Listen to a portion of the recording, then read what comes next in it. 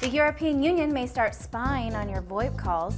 Microsoft wants its money back, and digital download taxes are starting to become a reality. It's Monday, February 23rd. I'm Natalie Del Conte, and it's time to get loaded.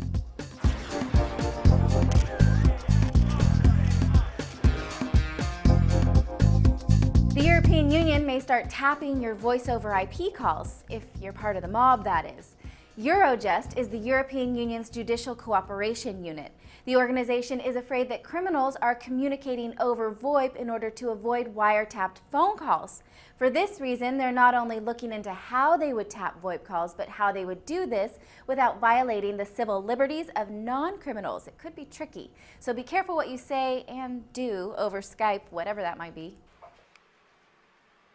I think so. Even though Microsoft was a member of the high-tech layoff club, the company is still trying to boost employment by rolling out a training program called Elevate America. The program is offering free certification and technical training starting in Washington State, where the company is headquartered.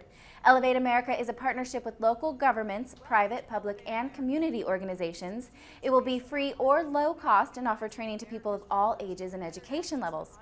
But in the same breath that Microsoft is doing something so nice, they're also doing something not so nice to the people they already laid off. Apparently, the company overpaid some of the fallen employees in their severance packages due to an accounting error. Now they're asking those employees to give that money back. They are asking nicely, although the letter does say that there could be some legal ramifications if the money is not repaid. I can imagine the laid off can ill afford to give any money back, as if getting laid off wasn't bad enough. That sucks. Here's another thing that sucks, living in Wisconsin. Well, maybe not living there, but shopping online if you live there. The state of Wisconsin has passed legislation that requires residents to pay a 5% tax on all digital downloads, including music, games, books, ringtones, and more. The government expects to make $6.7 million per year on this new tax. It will go into effect on October 1st. Sorry, Wisconsinites. And sorry to everyone else, because it looks like this tax may start spreading to other states like a virus. But I will take this opportunity to remind you that at least Loaded is a free download, no tax required.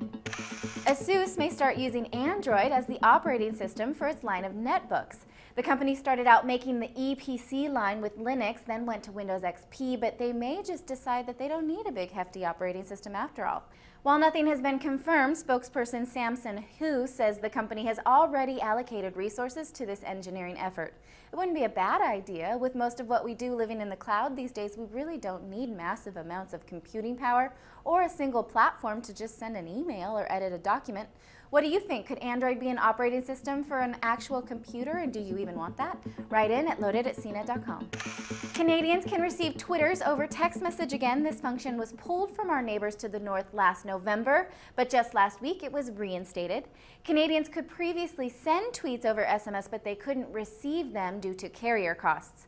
This ability is still dead in Europe and Australia, but Twitter says that they're working to bring it back post-haste. Speaking of Australia, the company has a new social network aimed specifically at children with disabilities. Livewire is being called the Facebook for sick kids. It's a place where children coping with disability or disease can go to find support and interaction with one another.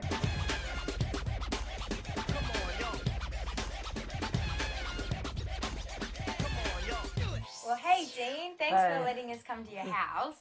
So it's Dean, but Aka, what's your live wire name? Okay, Dino rules. But the network is not just for talking about their condition. Children can play games, blog, chat, and more.